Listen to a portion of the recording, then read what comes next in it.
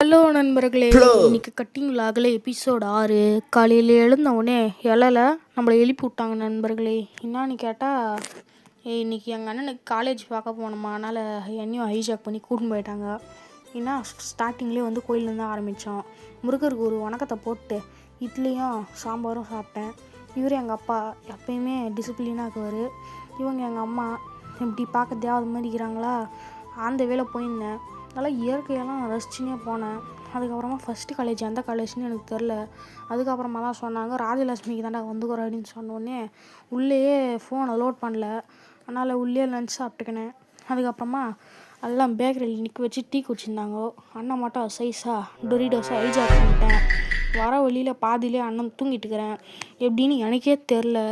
அதுக்கப்புறமா வீட்டுக்கு வந்துட்டு 2 கோதுமை தோசை சாப்பிட்டு இன்றைக்கான நாளை முடிச்சிட்டு நண்பர்களே. நான் அடுத்த வீடியோவில் சந்திக்கிற வரைக்கும்